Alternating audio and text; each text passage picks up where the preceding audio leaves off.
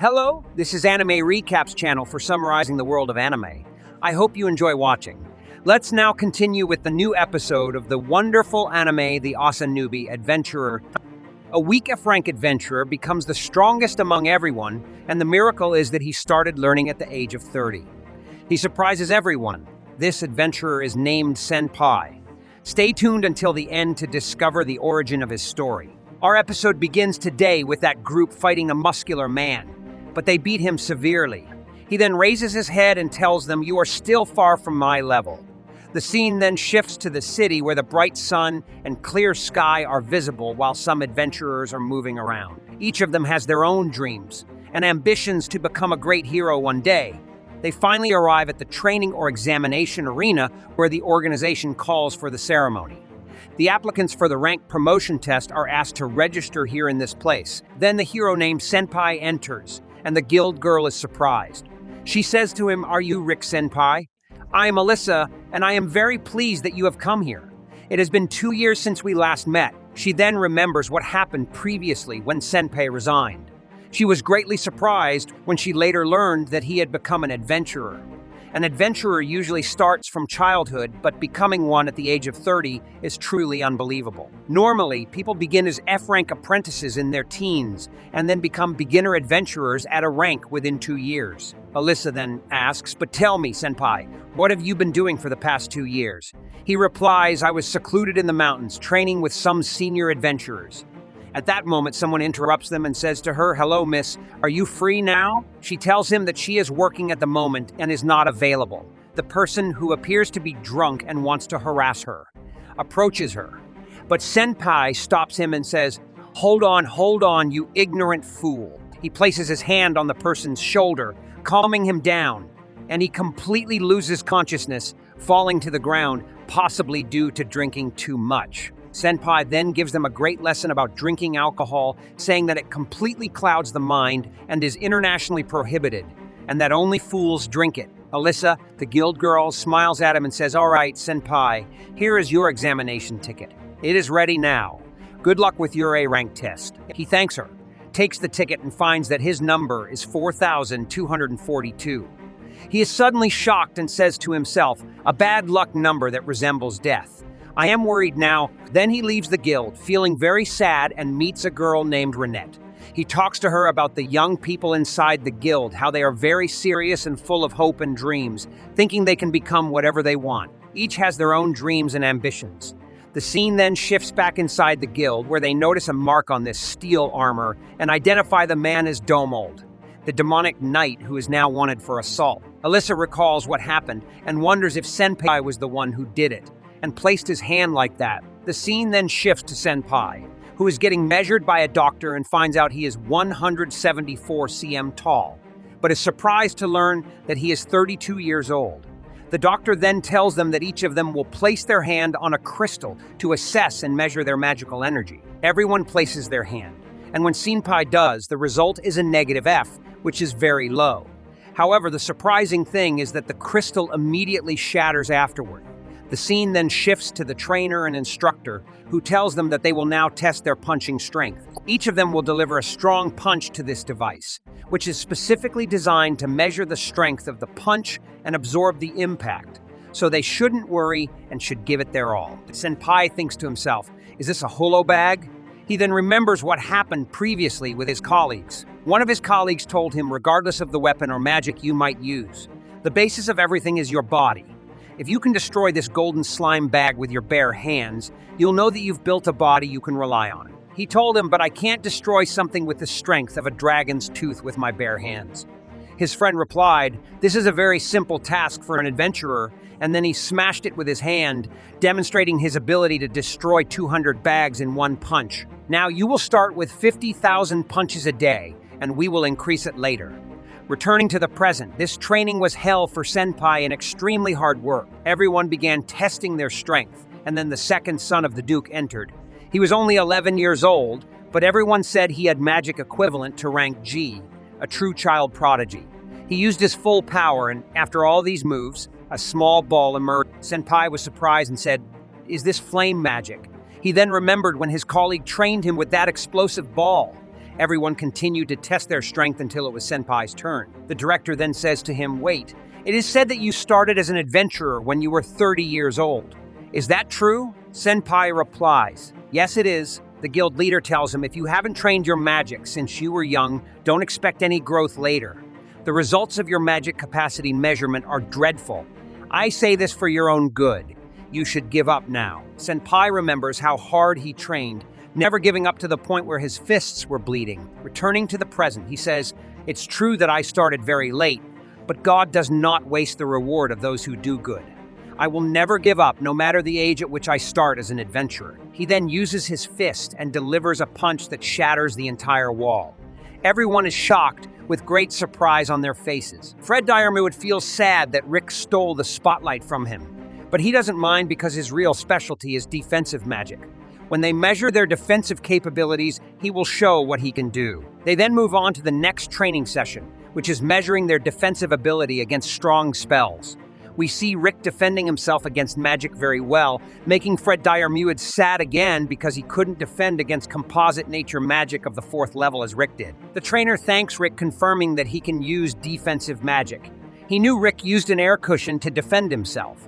The trainer decides to escalate and use composite nature magic of the 5th level instead of the 1st level. Rick, feeling very embarrassed but determined, decides to use a higher rank of defensive magic this time. He can only use one of each of the 1st level composite nature magic for attack and defense.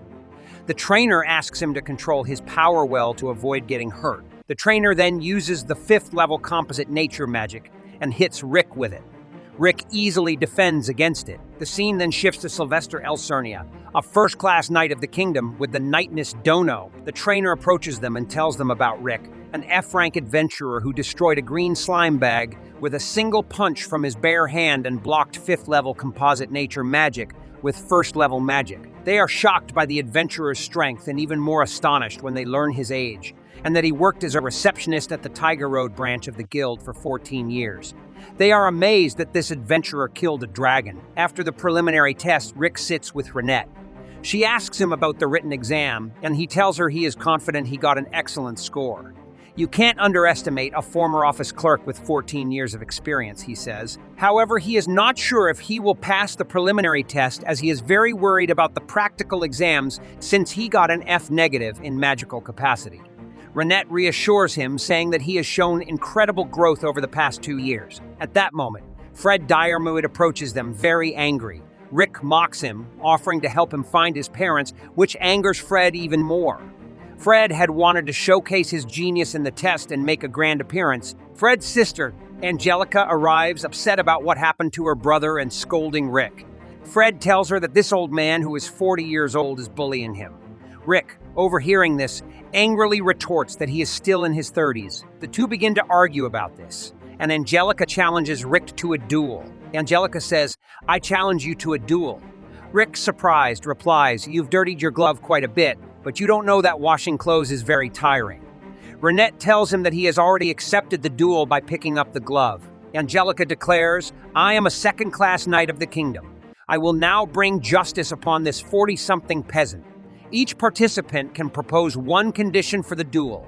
The first condition is that the loser must serve the winner as a servant until death." Rick speaks with Renette, saying she is a second-class knight of the kingdom. Renette replies, "Yes, kingdom knights act as peacekeepers in the kingdom of Vilheim.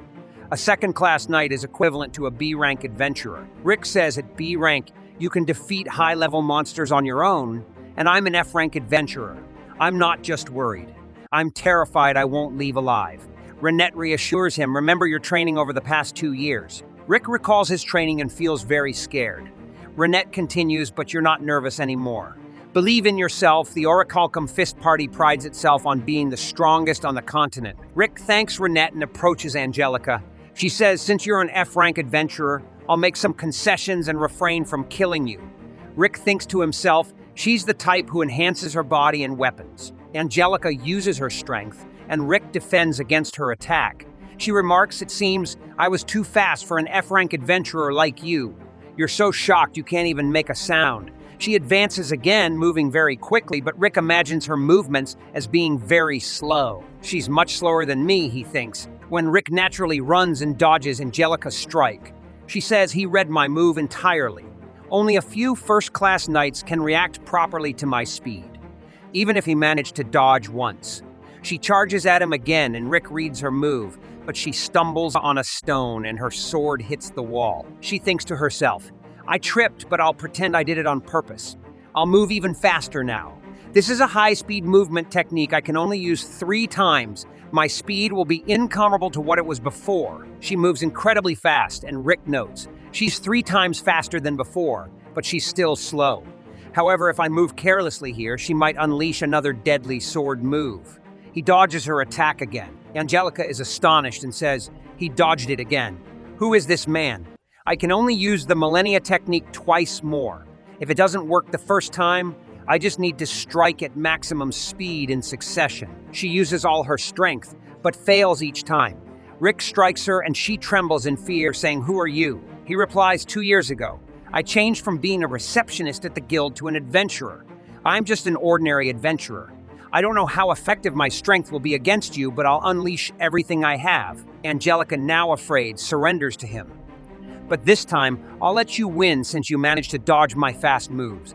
I'll be lenient this time, let's go now. Rick responds, and what about the punishment? You said the loser must serve the winner as a servant until death. I didn't propose any condition. Can I use the same condition you chose? Angelica, frightened, runs away quickly. This episode of the anime ends here. Stay tuned for the next episodes. Don't forget to subscribe and activate the notification bell to get all the latest updates. Hello, this is Animerecap's channel for summarizing the world of anime. I hope you enjoy watching. Let's now continue with the new episode of the wonderful anime, The Strongest Magician in the Demon's Army. Our story revolves around the hero Ike, a human in the form of a demon capable of capturing a fort alone and clearing away enemies with immense magic. However, he has a secret he can't tell the other demons. He is actually a human, not a demon like them. He became a great commander and the driving force of the Mao's army. At the beginning of the episode, a manga tells us about a man named I who, in addition to being a sorcerer, served the army of the demon lord. Aside from that, I was Holmberg's grandson, the master sorcerer. When the war was in progress, one of his servants suggested that they visit Wick by entering the castle through its gates. They won the war more quickly than he had anticipated, he remarked. While they converse, Zier explains that he gave the ZX an Ariete exactly as he had instructed. The conflict is still raging at full intensity. Ik approaches the head of the opposing troop and presents himself as the commander of the 7th Battalion of the Army of the Demon Lord's Immortal Brigade. Having said that, he says the subject is left with only 3 options. The first is to give up and give his men control of his territories. The second option is to take his own life with dignity in the final moments. And the third option is to simply flee. Even though the man is a demon, I would find it strange that he is displaying mercy. He asserts that none of these choices are helpful to him, though. Having said that, the soldier pursues him but ultimately suffers the most. After the soldier is thrown to the ground, the servant Deck goes to the scene and gets the order to tend to his wounds and the wounds of the other soldiers who have chosen to surrender voluntarily. In the meantime, his accomplishments surprise the commander of I. He is, after all, a very capable leader with a ton of potential who is returning to Ik after taking the arsenal with just 1 brigade in just 1 week. After setting up a magical barrier to divide the space and watching the war unfold from the window, he realizes that everything has ended. Despite the fact that he prevailed, he regrets having to suffer a little. He has seen so many people throughout this entire process, and I believe he will never be able to adjust to the blood and violence that come with war. He then takes off his mask to reveal that the reason for all of this discomfort is that, in reality, I am the human. He goes on to explain a little bit about his life, and says that, in addition to being a skilled sorcerer, his teacher, Havurg, also had extensive knowledge of civilization and was an advanced person who lived in that world. One day, Hofburg discovered me when I was a baby, and on the spur of the moment, decided to take care of me, teaching me all of his knowledge and magic. But he asked the boy to never discuss lost civilization with anyone. After all, this might still result in global catastrophe in the future. However, aside from that, I also recall his master telling him something else, in which case he requested me to never reveal his identity to anyone by wearing his cloak and mask, in public because the Demon Lord would never forgive him. Because of this, I clarified that he was allowed to remove his mask because he had created a barrier of protection around the whole area, making it impossible for anyone to approach him without his permission. But because she was beneath the table and Ick saw her there, a girl was able to see it. This shocks him. Wick is disappointed because the girl, in her desperation, begs him not to kill her, but when she hits her head on the table, she passes out. He did a great job hiding it for 20 years, and he was caught in a very stupid way. After he leaves, the servant approaches him and tells him that he has already taken the castle. However, he notices that Ike is leaving many humans alive and wonders why. Ike responds that this demon lord is not like the previous one, so he doesn't really care how many people they have to kill as long as the mission is completed. However, his servant keeps pressing the button, claiming that the other leaders have given the order to massacre everyone and set the city on fire. This justifies the killing of everyone because there won't be anyone left to pay taxes. Furthermore, Ningen is a commercial city, and if no one lives there, business will cease to exist. While traveling, he encounters a group of men, and one of them approaches Wig and requests a conversation. However, a servant remarks that a mere human being has no business speaking with his master after witnessing such audacity, but the human dismisses it and starts attracting my attention. After inquiring as to the amount of taxes they must pay the Lord Demon, this person will receive the appropriate punishment. During the conversation, I unexpectedly find myself teleported to his commander, who confronts him with a monster. Using his staff, I neutralize the threat. The commander tells me that he has matured greatly since he was a young child living in hiding behind his grandfather. Homburg Mio, when I see this. He presents his boss as a Seafear, the head of the demon, Lord Army's 7th Battalion. Furthermore, he asks her to send him a message in regards to his abrupt invocation and asserts that she is the only demon aware that he is actually a human. Zero states that this would be just as enjoyable before proceeding, so I assume that she has called him to inquire about Arsenal. He then continues stating that he will take care of it to write his report on this. CFO clarifies that his family members have already brought him the information. So she is already aware of how he took over the city and what he did after hearing this. He inquires as to why she called him. She continues by saying that Daroku is willing to accompany her to the Demon Lord's castle because she believes he made an impression by taking Arsenal in just 1 week and that Daroku wants to see him in person after all. As I'm trying to exit the room, the previous girl wakes up and runs into the barrier I had set up. Then he discovers some cakes on the table along with a note. He left asking her to keep quiet and eat them for the time being while he goes to the wiki on the castle's outskirts. In that Zero leads him to the main gate, where Ick worries that the identity checks they will perform on him will reveal who he really is. However, after passing through one of the demons, Sephiroth promises to take care of this and unleashes some magical power upon him. He declares that he is amazed to see that they still know his master, and that he possesses immense power worthy of Homburg's grandson. But he tells him to hurry up. They continue on their journey and tell him that Doberg Castle was constructed to show the demon's influence and magical power, since the Demon Lord is waiting to speak with him. Lord, this is why the hallways are needlessly lengthy, so he approaches his supervisor. How long will it take them to get to the audience room? Zero simply responds that they arrived quickly and that they took the question into consideration. He's jealous that she can use the floating spell, which saves her the trouble of walking all the way to the designated room, and she realizes this. He's asked to wait by Zero. She will have to speak with them after all.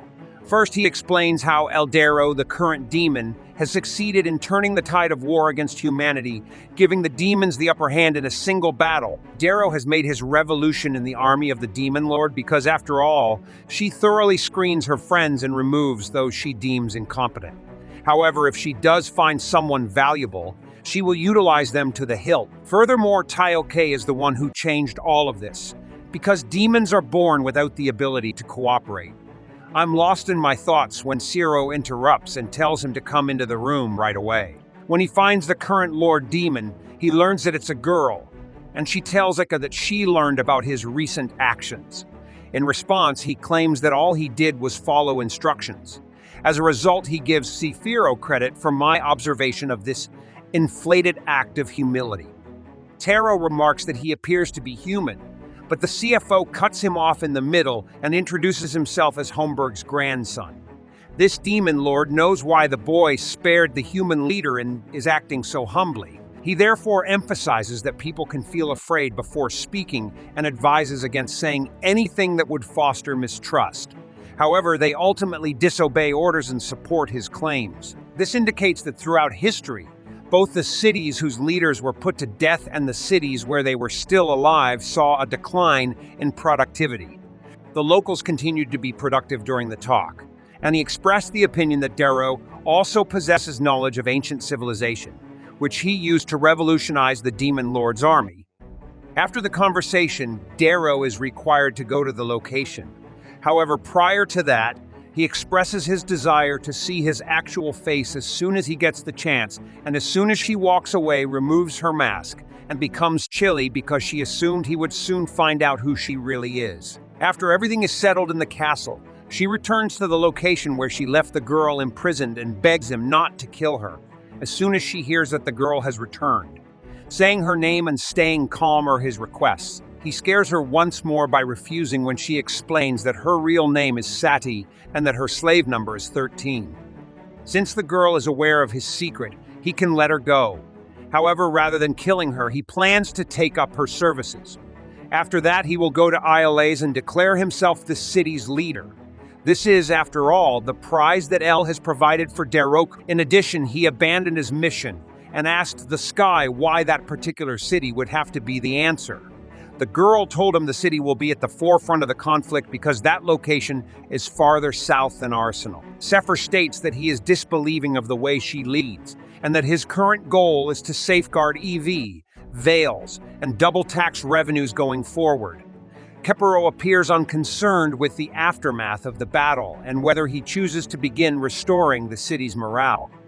Next, his servant is prepared to handle this and estimates that it will require 6 months to rebuild all of the morales.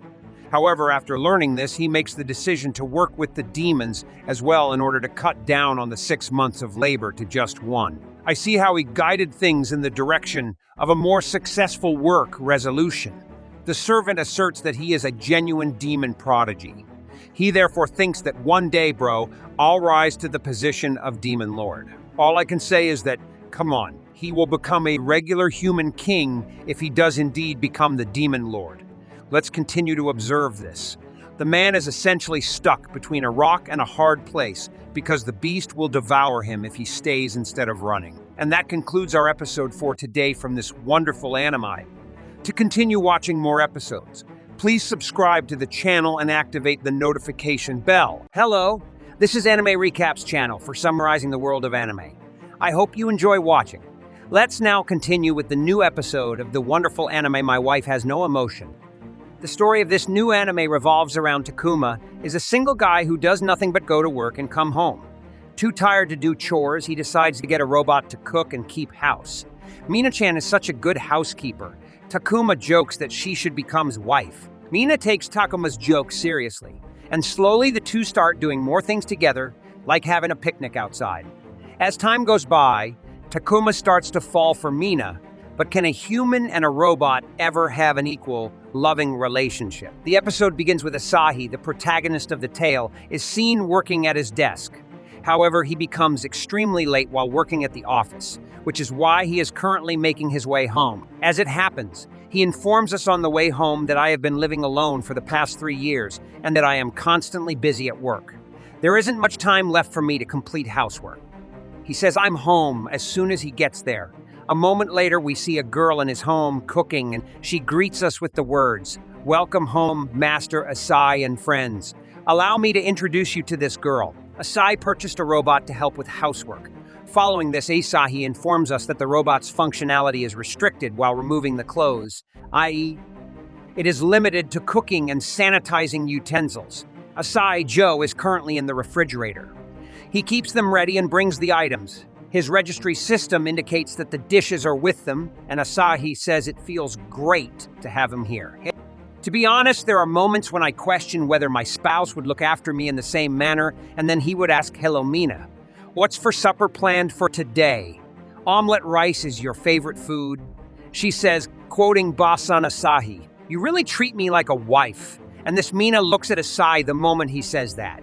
As a result, Asahi gets quite agitated and says, "I was just kidding." Mina then resumes cooking, and Asahi muses over this. "The food is ready when? How can I possibly think this way?" Asahi gets a little more shocked when he sees that Mina has also eaten love. The following day, Asahi begins to look at Mina's manual, because Mina had eaten love the previous evening. On the rice and omelet, Asahi wrote that he wasn't asked to do this, but Asahi later came to believe that he had purchased Mina used. Perhaps this was programmed in by a previous user, and as it stands, Mina starts preparing Asahi's lunch at 11:30, followed by Asahi. Mina benefits from keeping in mind the conversation from yesterday. We can now see that he is assisting Mina with the meal preparation, but as he breaks the eggs, 2 peels get inside of them. After that, Mina begins telling Asahi everything, because if she doesn't, the food will all be ruined, but Asahi is still unable to function properly. Mina says, "Please sit down, Master Asahi," and now Asahi, for this reason. Lunch will be ready in a moment if we obey him. Asahi tells us while we're eating that he once dated a girl, but everything fell apart and I never dared to love again. After that, Mina was cleaning and Asahi comes to help her again with the utensils, but she says it's not necessary. Asahi then queries, "What do you like, Mina?" After this, "I don't know what's inside of me, Mina." I didn't mean to say that food has no purposes. I'm referring to your post from last night about omelette rice. Mina queries why it wasn't better. "No," Asahi replies, adding that it was really tasty. But then we'll see that it's nighttime and Asahi is restless. What's on my mind? Is she a robot? Ultimately, how is it possible to fall in love with her? However, Asahi questions Asahi after noticing that Mina is not in sleep mode. "Tell me, Master Asahi, what you like to do." Asahi responds, "I like all the recipes you've made," assuming that Mina is talking about food. However, Mina follows up by asking, "What do you like?" Then Asahi realizes that he had asked Mina the same question, which is why Asahi is saying, "I like you the most," to which Mina responds by going into sleep mode while Asahi feels terrible about herself.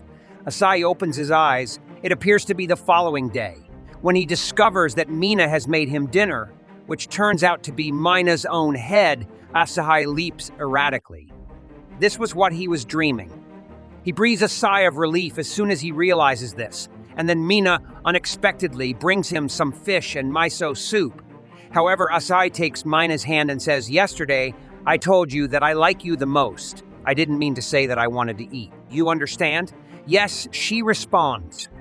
Asahi now tells Mina that he is Master Asahi after he finishes the meal. "The majority of my body is composed of metal, resin, and food. It is lethal to any individual. Perhaps that's why I ask that you resist the urge to eat me, even if you really want to." "Yes," he responds. Asahi believes we are robots when he returns home from his late-night job and drinks juice in the evening. They are completely unlike humans. They don't show any emotion. Does Mina actually like me, or am I just dreaming? He drinks a lot of juice cans while thinking about this. Mina refers to him as Master for this reason. "Asahi, you shouldn't use alcohol so frequently." "No," says Asahi. "I would like to consume more alcoholic beverages." Listening, this Mina says, "You will now have to drink as much water as the alcohol." And she brings a large jug of water. "I want to drink more alcohol," declares Asahi. Despite being unable to drink water, Mina begins pressuring him to do so, and even after he has consumed a large amount, Asahi asks Mina to bring more alcohol. Mina now goes to the refrigerator, takes out the final 2 beer cans that are stored there, and discards them. "We don't have any more liquor hearings," she says, sighing. Intoxicated, this Sai calls Mina close to him and then asks her, "Mina, who am I to you?" Says Mina, "You're my spouse." When Asahi learns of this, she is shocked and asks why, to which she responds, "You asked me to be your wife." Asahi recalls telling Mina this after hearing this. Mina continues, "Are my conclusions incorrect?" It means that I am now your wife according to Mina. Mina asks what a wife does for her husband, to which Asahi responds in the affirmative. Asahi is delighted to hear this. "Spend time with her and tend to her needs." Mina says, "That's what I always do." but Asai corrects her and says that husband and wife help each other out at work as well. So please allow me to assist you with your work as well. Asai then lies down there, and because Asahi is extremely inebriated, Mina says, according to my lock file, I can't let you do this.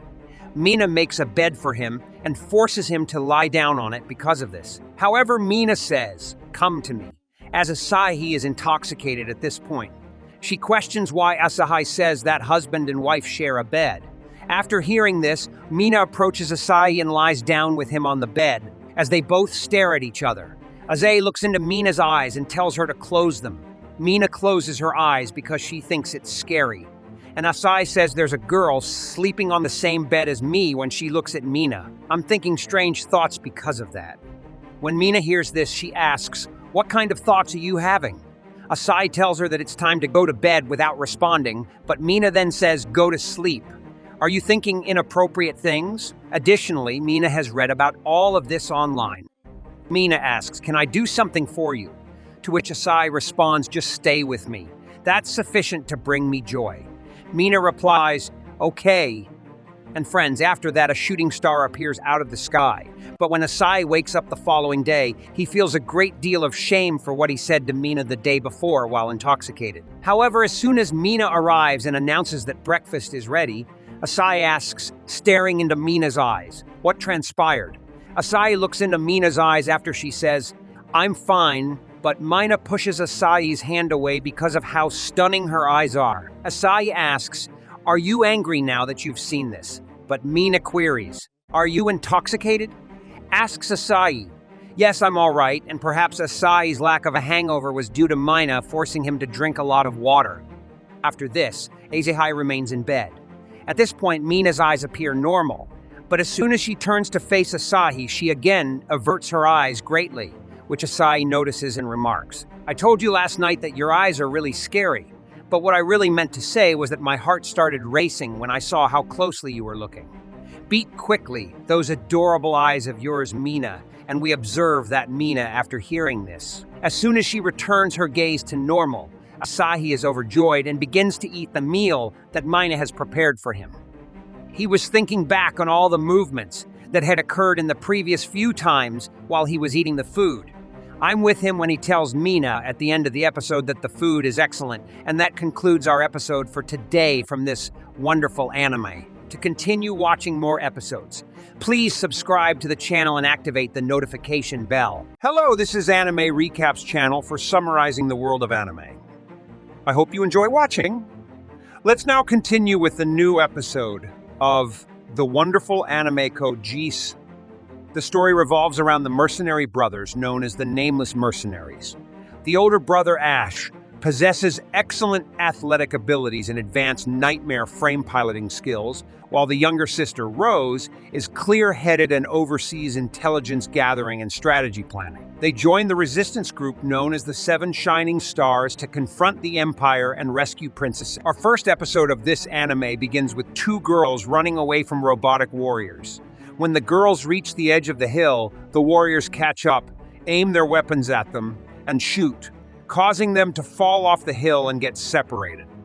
We then learn that the Great British Empire once occupied a third of the world, until it fell during the reign of Emperor 99, Lelouch in Britain, ending its long history.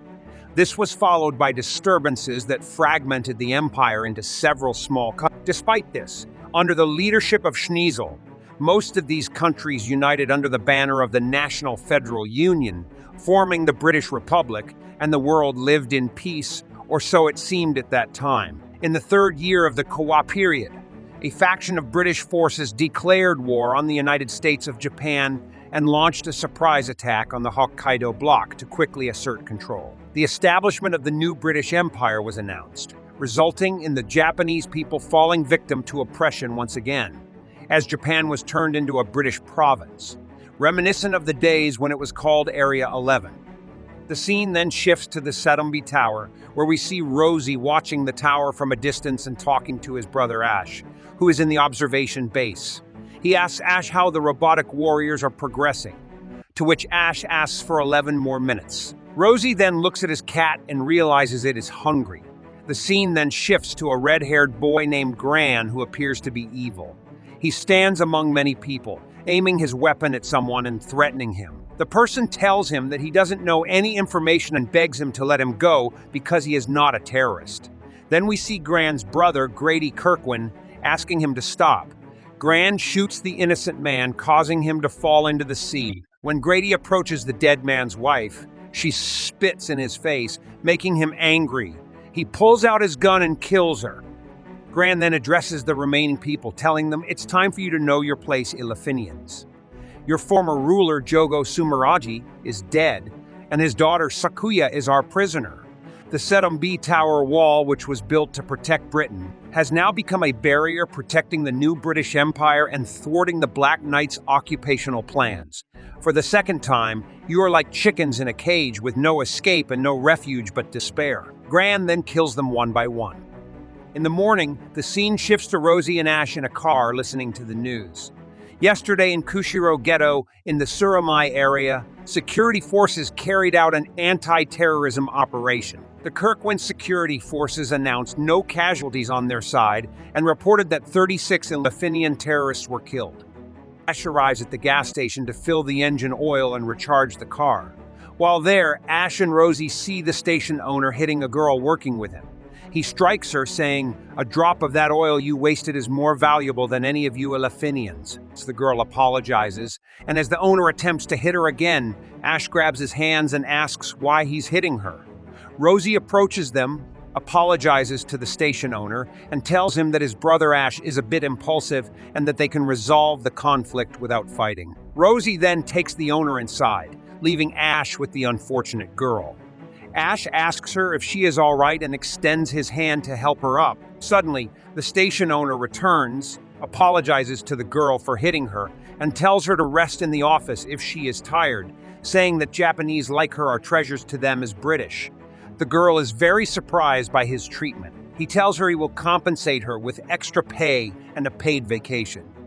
Then, a customer arrives at the station, and the owner goes to serve him. Rosie tells the Japanese girl that the station owner is a good man. The girl is very surprised and asks Rosie if he has magical powers. Rosie laughs. The scene then shifts to Utaro's hideout, where a group of people is gathered. One of them is angry and talking to his friend, asking angrily if he trusts Ash and Rosie.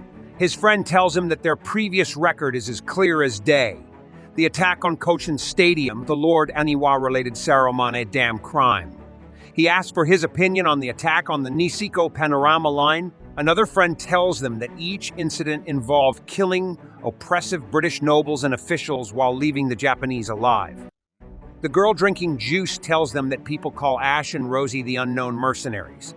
They are young British brothers who started their activities last year, and everything else about them is completely obscure, but people still trust them. Another friend tells them that if the rumors about these brothers are true, they represent a tremendous force.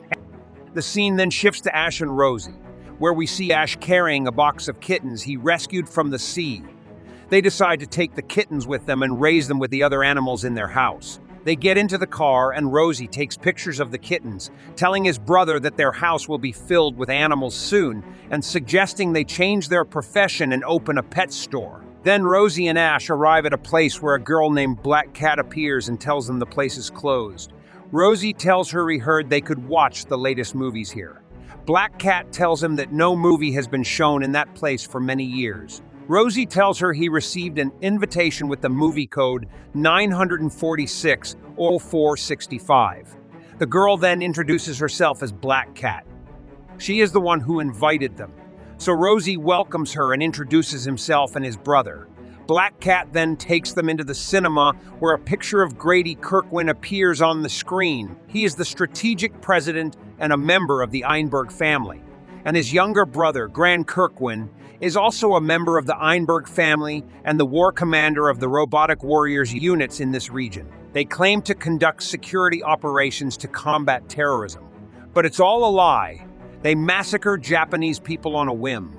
Black Cat tells them that these evil brothers killed her family 2 years ago, and she wants revenge. She then asks Rosie and Ash if they will take on the mission.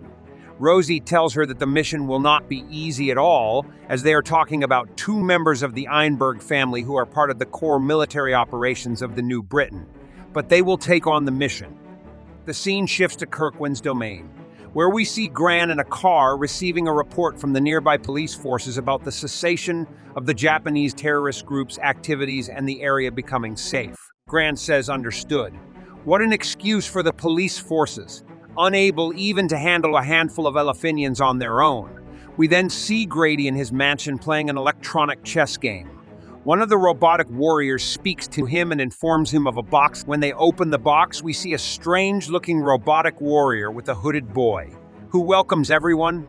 Gran and Grady are very surprised and order the security forces to verify the identity of the boy and the robotic warrior with him. When asked who they are, the boy removes the hood, revealing himself to be ROZÉ, and says, "We are the unknown mercenaries, and we are here to crush you." Gran speaks to them saying, "I've heard of you.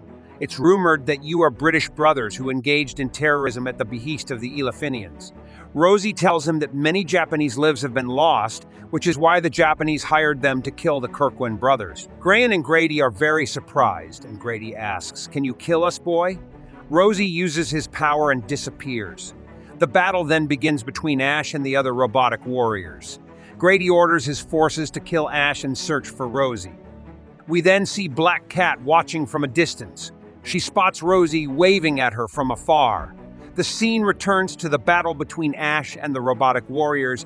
Ash speaks to ROZÉ, informing him that he has secured the path to the main headquarters. ROZÉ thanks him and tells him they must stick to the plan. The fight between Ash and the robotic warriors continues. Meanwhile, ROZÉ enters the main headquarters and finds Grady's room. When Grady sees him, he tries to pull out his gun from his pocket but can't find it. ROZÉ, holding the gun, asks, "Are you looking for this?" and advises Grady to be more careful next time. When Grady attempts to call security to his room, ROZÉ informs him that no one will come to his rescue because all the security forces have been put to sleep. ROZÉ approaches Grady and suggests they play a strategic game using robotic warriors as chess pieces. If Grady wins, ROZÉ will let him live. Grady agrees to the challenge and they start playing. Meanwhile, the battle rages on between Ash and the robotic warriors, with traps being set and the enemy robots being killed.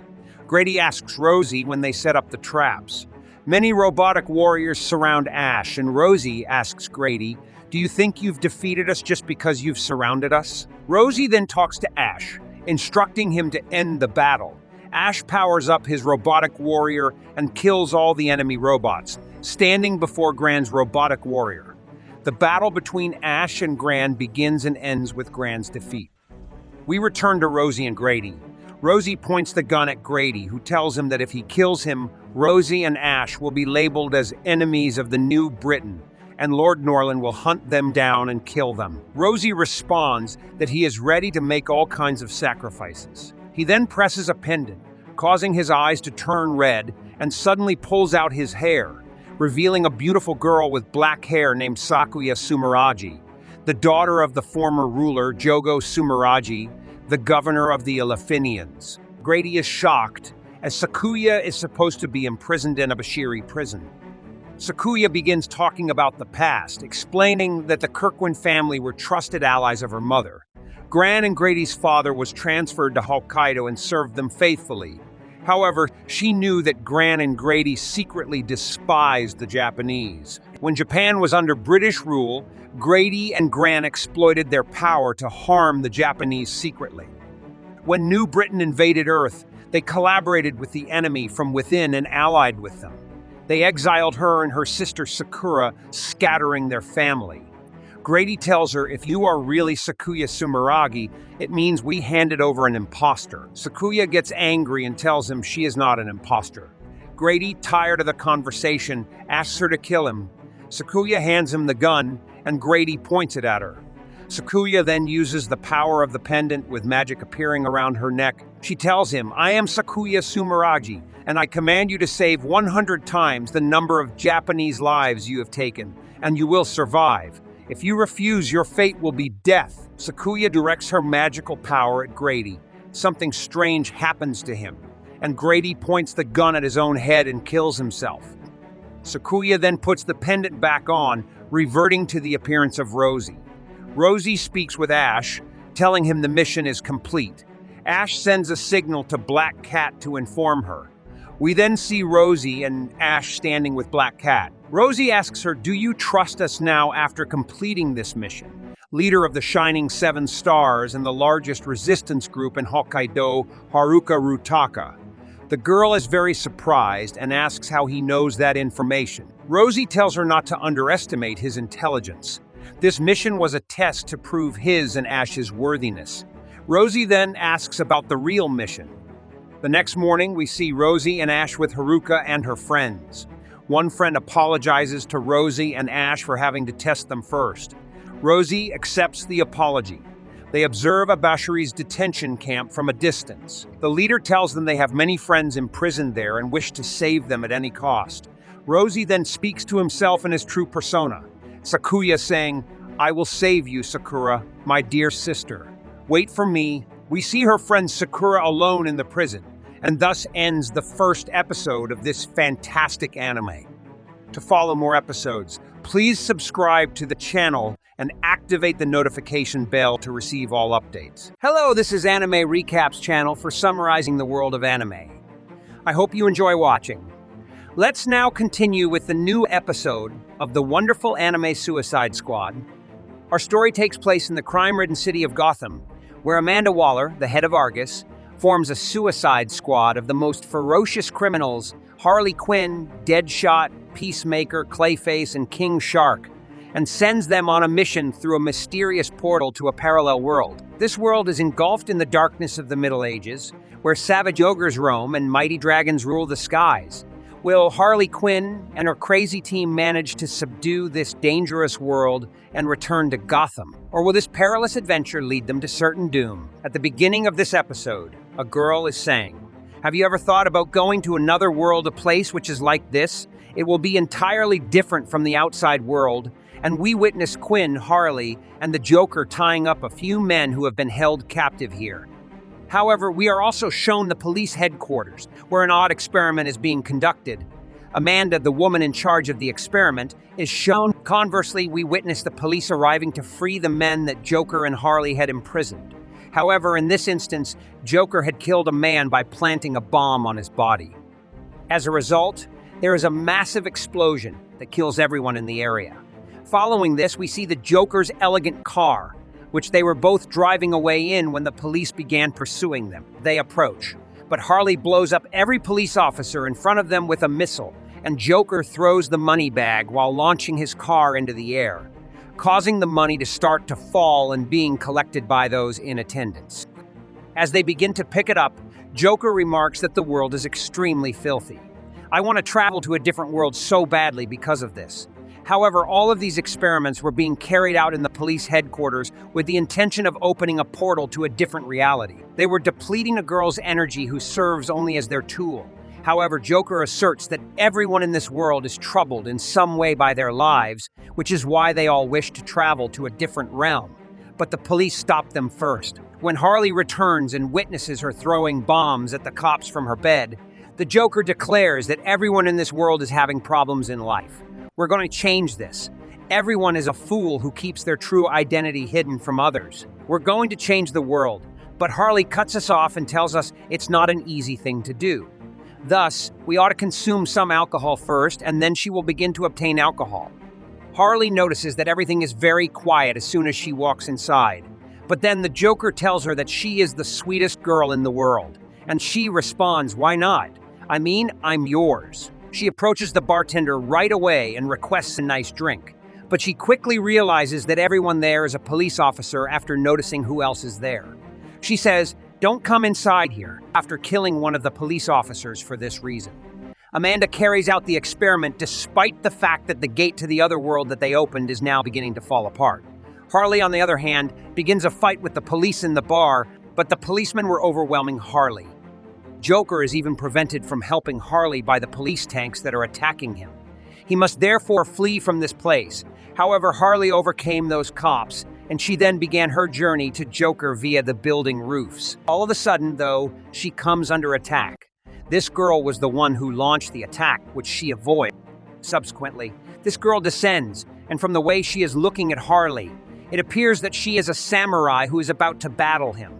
Hurley pulls out her bat and she draws her sword at the same time, and they then engage in combat. However, that girl was stronger than Hurley, and she threw Hurley's bat away before slaying Hurley, and now with her sword, Hurley begins to fend off the girl's attack. She then throws some boxes at her and removes a pipe from the wall, which leads to a fight between the two of them using the pipe.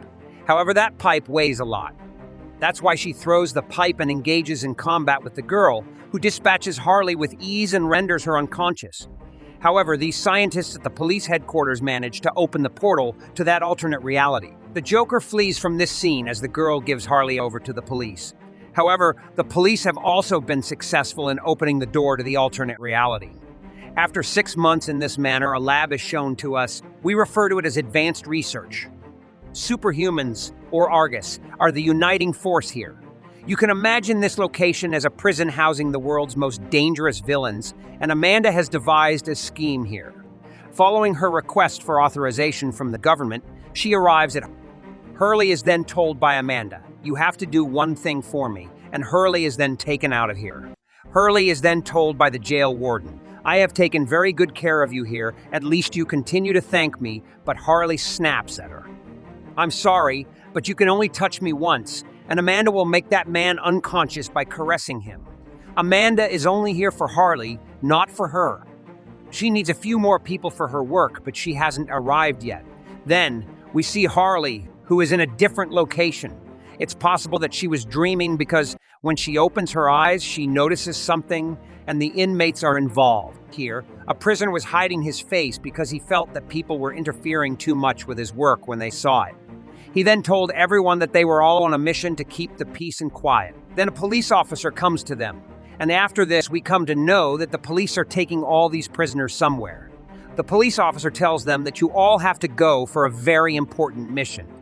They are sending us. For this reason, pay close attention to what our boss, Amanda, has to say. All 5 of you, along with my agent Adam, will do a mission. You all have to go to another place and protect the people there, and also for research. We also have to provide the material, and if you all do your work well, then your sentence will be reduced as a reward. This prisoner is dead. Shot that. Why should we do this work for you? She informs each of you. I have bombs fitted in my neck that I can detonate whenever I please. Additionally, they have a countdown. If any of you attempt to leave after the allotted 72 hours, the bomb will go off. And if any of you join us, regardless of whether you agree or not, the bomb will go off. We will now have to live as your dogs, says the dead shot. After hearing this, yes, but Amanda continues. You also have a daughter, right? Dead shot realizes this the moment he hears it. Amanda leaves in a rage. I will tear you to pieces if you even touch my daughter. Amanda says that everyone needs to heed Adam's instructions in order to stay safe. The policeman then releases them from their handcuffs and tells them all to change into their clothes and get ready for the mission. Indeed, remember that there are bombs around each and every one of you. But Clayface is then asked by this man. There are 5 of us, the elderly woman said. So where is our last member before this? Suddenly, the emergency siren starts to sound before the policeman can say anything. When the policeman discovers that his pilot has been murdered, his helicopter crashes and both humans and monsters are present in the wreckage.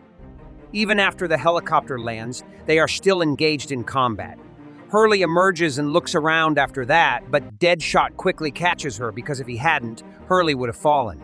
Fortunately, none of them are hurt. They are shocked to see Clayface's ability when he uses it to smash through the helicopter's door. Following this, they all leave the area, and as soon as they do, they notice some strange flying creatures. The area has changed significantly. Initially, they assume that this is most likely a scene from a movie because all 3 of them ask this man, "What is our mission?" And it's likely that he is unaware of it as well. But all of a sudden, some monsters approach them all. When Clayface tries to speak with them, they are surrounded by them and don't even comprehend what they are saying. He is attacked by those creatures. Now that they've witnessed the circumstances, they realize that this is not a make-believe world. Rather, this is real life. However, at that moment, Harley gets really fired up about fighting, and a shark-like figure appears out of the helicopter to join him in taking out these monsters. This is his 5th partner. King Shark was having a great time fighting these monsters, and Harl was starting to join in on the action as well. However, this powerful man was dispatching those monsters with ease using their own weapons. He is Peacemaker, his one and only, and he possesses incredible power. The goal is to keep everything peaceful while this man uses his power to bury some monsters in the ground. He then changes into a strange creature that takes on more power and goes by the name Clayface. This man has the ability to transform into clay. However, this man was shooting these monsters with his guns while looking for the monster pick leader, who was sitting in the middle of the group and would react instantly to a glance. Deadshot is the name of the person who leaps into the air, targets the pig leader, and instantly kills him. Since their leader was assassinated, he is a professional Asian whose aim is unfailing. Because of this, the other guys start running away from here. Nobody else was able to fully comprehend what was going on, even though it's possible that this guy who looks like a shark is with us. Eventually, some soldiers arrive and are shocked by the scenery. However, when they see the king shark, one of the soldiers draws his sword and kills the shark, throwing it aside, and then he begins conversing with them and elucidating. The man who looks like a shark is on our side. However, the soldier uses an object and all of a sudden, his sword flies through the air and approaches him. When they witness this maneuver, they are all taken aback. Clayface then says now he understands, and he approaches the soldier to begin speaking. God has done a great favor to us all. Just look around you. Here, magic coexists with dragons and orcs. Deadshot doesn't comprehend what he's saying, but we've all arrived in a different world. Why all of this nonsense? Keeping the peace, Isekai. After hearing this peacemaker, he says, "You think my mission is nonsense," which causes a little argument between Clayface and the other peacemaker. "You've all come to take us right," he says. "You have called upon all of us to be the chosen warriors." The soldier was not listening to what he was saying, and the very next scene shows that everyone has been put in jail. In the following scene, Peacemaker and Deadshot are still debating. It's morning and we see the queen of this realm riding in a large, opulent carriage as it passes through a village. She's sitting where the soldiers were, clearing the path of any onlookers, and this carriage is most likely headed for the palace.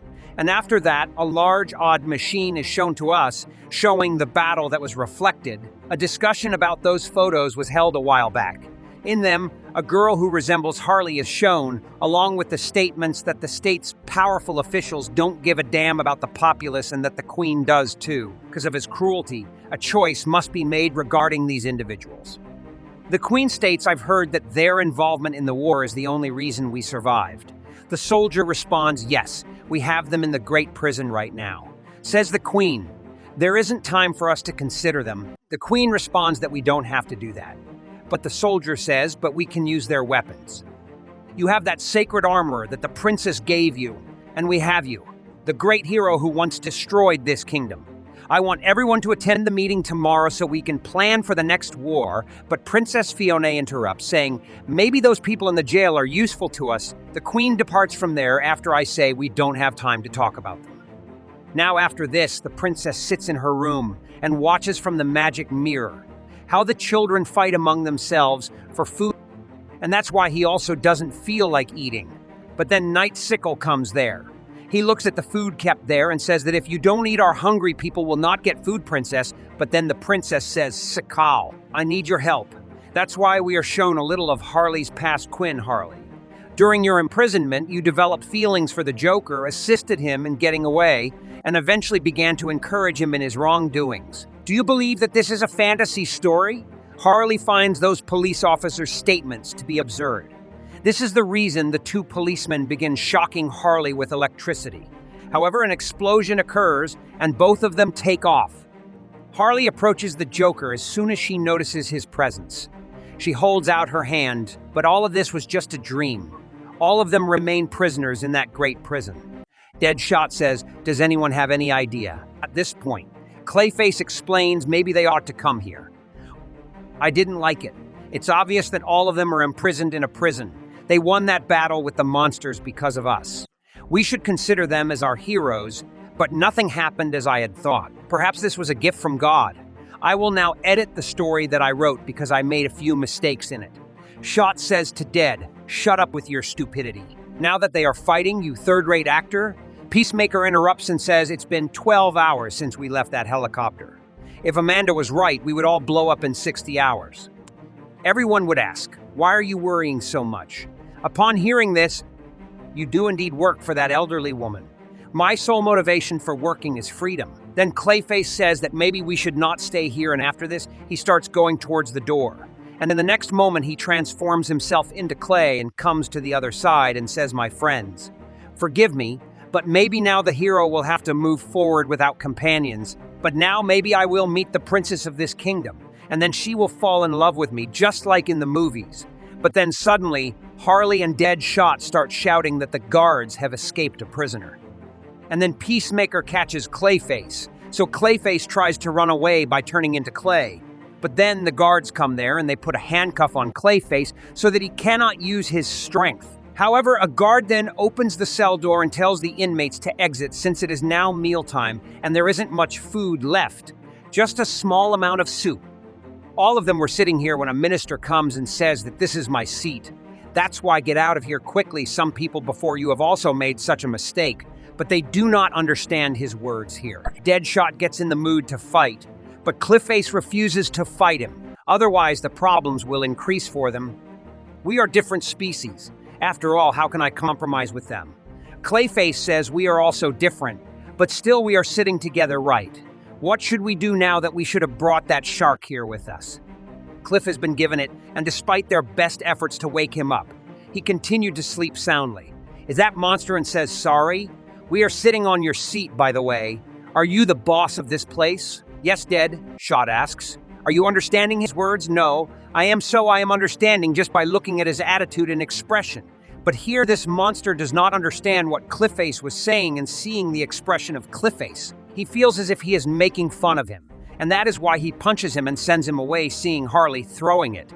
The other monster ogres begin to laugh. However, Harl is sitting here sipping her soup, which she finds too strong. The ogre becomes enraged upon witnessing Harley do this, and a fight ensues. Harley knocks the ogre to the ground and strikes him with her bowl, but it has no effect. Deadshot then appears from behind and strikes the ogre through the table, ending their fight and eliminating all of the ogres. Upon observing this one guard, another two guards arrive with something. It's likely some sort of magical object that allows the guards to lift all of them into the air. When this happens, gravity begins to pull on them, and we witness that they are all thrown into the discipline cell. Hurley asks, "What was all that?" When Deadshot tells him that magic isn't really used in this world, and Peacemaker tries to break that cell. Hurley has been imprisoned. But then a voice says to them, "You all are talking in my language. Are you also from another world?" "Hi, my name is Rick Flag, and I am from Argus." Hearing this, Harley says that I am an agent. "You know you're that old lady Amanda's companion? Most likely you are Quinn Harley, the notorious Joker's partner and self-proclaimed king of crimes. That agent is also aware of everything else about everyone else." That Deadshot looks at you and asks, "You appear to have been here for a while? We all have come here only yesterday." Hearing this, Rick says that maybe Mom Amanda has become serious. "Now perhaps you will not tell all the things to all of you. People are not the first group to come to this world. A few months ago, I also came to this world with my squad, and we were sent here to find natural resources, because after finding such things in this world, we can take them to our world. We committed many wrongs, but we also had many opportunities to help our country. Deadshot says that we have been sent to clean up the Rita that you had spread. We are all such criminals whose death does not matter to anyone. Absolutely no one. Kind of like Suicide Squad, Rick asks who brought you into this world. Maybe they must have sent Katana in." Hurley tells her, "No, maybe that guy's name was Adam, but he died in a helicopter crash." "What about the bombs on your neck?" Rick queries. "They claim to only 58 hours, 29 minutes, and 21 seconds remaining. By the way, the timer needs to be changed. Where is the gadget located?" says Rick. "Now what are you talking about?" All of them start telling that the old lady had said some strange things like radio signals countdown after listening to these things. She says that is, "Our aim is one, I will help all of you to escape from here. But I have nothing and also all your belongings. Maybe he will be in that helicopter and we can get radio signals from our world near that gate." Hearing this, Hurley says, "First, you planted bombs on us and now you are helping us. Have you thought you were crazy? What is said in Deadshot? You are assisting us because you too wish to escape this prison." But all of a sudden, King Shark awakens due to hunger and the smell of blood, and they all start to get scared after hearing this. And then the King Shark approaches them quite closely. Rick then says, "Nanui, stop," and that's actually his real name. You can find food on the other side of this door, Nanui, since you're hungry. Sir, pay attention to this king shark and let him in. When he tries, it refuses to open. Everyone starts screaming at him to open the door, but as soon as the guards hear them, they arrive, and King Shark manages to open the door and seizes the chance to grab everyone. Harley was taken aback by her strength when she used a stick to attack a guard, allowing the guard to breach the roof. However, Clayface approaches the security officer and removes the handcuffs from his hands. He then exits the vehicle by creating numerous duplicate keys. Here, Peacemaker declares that we have the right to freedom after he opens every single cell in the place, allowing every monster to emerge. Because of what he said, we will fight for freedom, even if it means sacrificing our lives. Perhaps this gives the monsters motivation. But how did they comprehend what she said? Afterward, as they all attempt to flee, 2 guards appear and apply gravity pressure once more. However, this time, Harley takes a strong stance and attacks the guards. Later, Clayface also transforms into a different creature and vanquishes all of the guards. With that, the monsters all flee and begin to run ahead, with the remaining monsters following behind. Right here, everyone is showcasing their skills. Don't even inquire about the Peacemaker King Shark, Brother Clayface Harley, or the Dead Shot. Even the monsters came to help after they had finished washing everyone's clothes. It felt like a fight was breaking out right now. To you, my friend, what am I? How would I put it?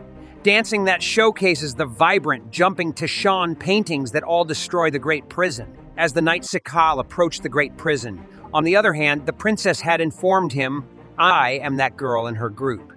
Here we are talking about Harley and everyone else because, based on the report given by Saikyou, they are all very powerful. For this reason, the princess wished to speak with them. They might be able to help us in some way. Saikyou only cares about their weapons, so in this instance, he agrees with the princess because she wants to put an end to the war in order to better her kingdom. However, Saikyou discovers that everything has been destroyed upon arriving at Crate Prison. Muster has captured the prison, and our suicide squad is among them. Hurley reports that upon seeing them, visitors have arrived at our location believing they can outwit us. At this point, everyone begins to laugh as they approach the prison. They observe the state of the ailing prison. He was taken aback by what he saw, and the moment he attempts to advance further, he is forced to retreat as the entire Suicide Squad appears, with the entire muster standing by to assist them. After Cliffface remarks, hey, he's the one who caught us, in the sequel, everyone begins to make fun of Saikyou. Don't say that to the poor guy. The poor guy's remaining hair will fall out as well if he becomes stressed. When Saikyou becomes enraged, he uses his magic swat to attack Hurley. However, King Shark later swallows Saikyou's sword after saving Hurley. Seeing this, Saikyou calls his sword with his magic, and that sword falls into King Shark's. Stomach tearing comes near the sickle, but then suddenly we see that King Shark's wound heals very quickly, and after this they all were about to start fighting among themselves. However, Rick suddenly appears, stops them, and declares, dead shot. Have you lost your mind? Why did you stop us from fighting them? He advises us to speak with Rick Saikyou in his native tongue, because if we fight them now, Kinam Sar Knights will be behind us, and it will be extremely difficult for us to get to the gate. We don't want to argue with you, I say. We are aware that you have arrived to halt us. Why don't you bring us to your boss? Saikyou blatantly rejects this, but we will still speak with him. We would like to speak, not your little ones. He doesn't think about it, and Rick's remarks enrage him even more. As a result, Saikyou was going to attack Rick.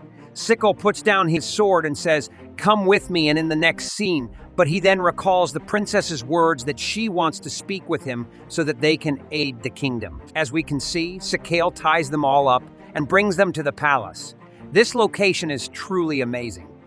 All of the Queen's senior officials are present at this point, and everyone bows their heads as the Queen approaches from behind. After the Princess Queen ascends to the throne and these people realize that she is the Queen employs her magic, and everyone begins to comprehend the language of the other world. Rick now informs the Queen that you are a prisoner, which is why we wanted to meet you so we could tell you something. Rick says, what would you like to say to me? We have some information that may be helpful to you, but in exchange we need your permission to move around freely. Your Highness, you must be aware that your adversary has chosen to engage in combat with you. You and your senior officers have completely changed the way you operate, But maybe you are unaware that those new officers are extremely dangerous because they are from a different planet than ours. Hurley says, okay, upon hearing this. The elderly woman had previously sent some individuals into this world, but they had to have been criminals just like us. You must have been sent with them too, but they all managed to get away from you. The moment the queen learned of this, she exclaimed, okay, so our enemies have become so powerful. Due to your error, all of the soldiers removed their underwear in an instant. But Peacemaker says, we are ready to repent. For that mistake, we will go out and fight for you. Can fight and bring peace again in your kingdom. And on hearing this, the queen uses her magic on Rick and says that what you have said should come true. Otherwise, this man's shears will be removed from his body, and when Saikyou tries to convince the queen, she says that you are the one who brought them here. Saikyou, that's... Why don't you speak up? Rick is now taken away from there by some soldiers. Now no one here is in the mood to fight for Rick, risking his life. Rick comes there and says that only I know the way to reach the gate. That's why if I die, all of you will also die, remember now, after he leaves all of them. Ask for their belongings back like their clothes and weapons. Now after this, we see that all of them get ready wearing their respective suits. It's time for a showdown now, and they all prepare accordingly. On the other hand, we are shown the scene of the battlefield, where another war is going to happen between humans and monsters. Using their magical abilities, humans attack the monsters, and the monsters turn their weapons against humans. The war starts, and this war is fought from the top of a hill. Side Squad was observing, and these people are doing nothing since the Saikyou informed them to avoid our battle, since our royal forces would handle everything. Cliff Isle says that if we go to help them, we might make a good impression on them right now. Then Dead Shot says that facing these monsters can be very dangerous for us too, because these monsters are really very powerful and they were overpowering. Hurley claims that although they have received risky training, they have also been brainwashed. Just take a peek at the creatures lurking behind. They don't seem to care about their pain. They are just fighting. Hurley is so self-assured, and they've all been duped. She is stating this because she has personally experienced something similar in the past. Hearing this, Dead Shot says, after thinking for some time, I have understood who is their commander. I'm sure he'll give it to me. I've now saved his life numerous times. When they all get to the opposite side of the battleground, Clayface uses his power to break through the wall. However, it now becomes clear that Clayface is the owner of the power that he just used. It is not an original power. Its true ability is to alter a person's body shape. You all must have also noticed that after coming into this world, magic power has started flowing inside us hearing. This hardly recalls that indeed there is something similar to that next Clayface's claim that he can work with clay. I can add clay to my body with my power, but the clay of this world is out of my control, and so on and so forth, and after some more nonsense, they all start moving forward. They encounter some monsters, but they all kill them easily. King Shark then eats them. These people are probably climbing some fort, and on top of the fort we get to see a strange man, and then our Seaside Squad reaches there. Dead Shot says, I have not come here to fight with you. Together, we have worked. Rat, how are you? He's taken aback to see me. Additionally, I never imagined that I would meet you in this world, but Rhett is here, abusing Dead Shot and saying things. What are you doing here? Afterwards, a picture of Rhett being fed a rat is shown to us, and two men approach him and remark, look at this crazy person again. He started doing strange things, but then Dead Shot's sitting. He's just a bastard who loves rats, so let me eat in peace, he says. He is extremely ugly and hardly ever speaks to anyone. You two always make fun of other people, and there's not really anything different in the trash. What are you doing in this jail, given your combined abilities? They both start to get scared. Leave now. After hearing this in Dead Shot, Raid arrives at Red's house like a hero. Dead Shot then brings some rotten cheese for Red's rats from the trash can and snatches Red's food in exchange. Dead Shot also never stops destroying Red's respect, which makes Red hate Dead Shot. Now that Dead Shot is seeing Red so irrationally angry, Dead Shot does not comprehend anything. Furthermore, nobody else can comprehend why Dead Shot called him. When Rat sees his friend, he becomes extremely enraged, and Rat uses his magic power to command all of his monsters to be destroyed. Many monsters then arrive there after this, and upon witnessing this Dead Shot, Rat says, "What is all this? I remember that your power used to work only on rats, but then suddenly the war starts." King Shark again wants to eat these monsters. Looks like Harl was throwing these monsters away with her bat, and Peacemaker is fighting with a gun here. His aim is very good, and while fighting, they all were also helping each other. Now, after this dead shot again, he says, "What have I done to you?" But after hearing dead shot's words, Red gets even more angry, and he uses his power due to which some monsters evolve. Now, seeing this dead shot has two wings built on top of him, he starts shooting at big water tanks, due to which water starts falling down, and the ground below becomes wet and at the same time. Clayface uses his power and makes the ground below those evil monsters disappear, causing those monsters to dissipate. They fall down and then Peacemaker fires. His bullet at Red thinks he is going to die, but then a girl comes and helps him. She is the same girl with whom Hurley fought, and she recognizes him. And then that girl runs away from there with Red, and seeing him, Harley says angrily that this is also here. After this, we see that the fort starts collapsing. The whole fort falls there, seeing that these soldiers understand something. It doesn't come and suddenly their war with the monsters also stops. Now, after the entire fort collapses, Clayface says that maybe I did too much now. They have a sequel after this. I warned you not to join our fight, as Deadshot claims you were all being beaten. Their sickle says this fort used to be ours. That's why we thought we will take it under our control again. Deadshot says now. It is yours. Just do some repairs on it, and after saying this, all of them started leaving from here, but because of their action, Seagull was getting very angry. Whatever the Suicide Squad did, the state officials were watching from a mirror gate. They were watching the enemy. The army was driven away very easily. The queen was also watching all this, and here the princess says, I thought right. All of them can help us. However, as we turn to face Red, the girl remarks that anything that occurred today could occur at a later date. Here we see that Red has a vast army of monsters, and that concludes our episode for today from this wonderful anime. To continue watching more episodes, please subscribe to the channel and activate the notification bell.